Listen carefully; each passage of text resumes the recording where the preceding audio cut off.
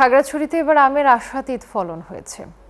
জেলার প্রত্যেকটি উপজেলায় বাগানে ঝুলছে আম্রপালি, বেনানা সহ নানা জাতের আম। কৃষি বিভাগ জানায় শুক্রবার থেকে আমের হারভেস্ট আনুষ্ঠানিকভাবে শুরু হবে। বাজারে উঠবে নতুন আম্রপালি আম।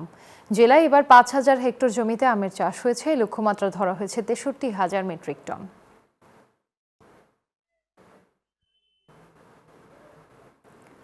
আবহাওয়া অনুকূলে থাকায় বান্দরবানে বিদেশি নানা জাতের আমের ফলন ভালো হয়েছে। আম চাষিরা জানান এসব আম খুব মিষ্টি ও সুস্বাদু হওয়ায় বাজারে চাহিদা বেশি। বাজার দর ভালো পেয়ে খুশি তারা। তবে আম বিদেশে রপ্তানি করতে সরকারি সহায়তা চান তারা। HM সম্রাটের পাঠানো তথ্যচিত্রে ডেস্ক রিপোর্ট। বান্দরবানের পাহাড়ে এবার আমের আশানুরূপ ফলন হয়েছে। চিম্বুক, রুমা, রোয়াংছড়ি সহ বিভিন্ন এলাকায় রেড পালমার, সূর্য ডিম সহ বিদেশি বিভিন্ন জাতের আমের আবাদ করেছেন চাষিরা। তারা জানান চলতি মৌসুমে আবহাওয়া অনুকূলে থাকায় ফলন ভালো হয়েছে। সুমিষ্ট হওয়ায় বাজারে এসব আমের চাহিদা অনেক। বাজার দর ভালো পেয়ে খুশি আম চাষিরা।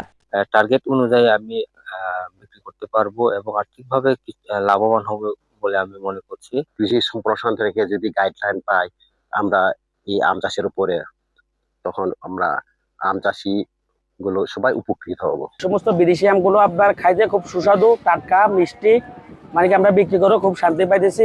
এখানকার উৎপাদিত আম স্থানীয় চাহিদা মিটিয়ে চট্টগ্রাম, ঢাকা সহ বিভিন্ন জেলায় সরবরাহ করা হচ্ছে। আম বিদেশে রপ্তানির উদ্যোগ নেওয়া হচ্ছে বলে জানান কৃষি কর্মকর্তা।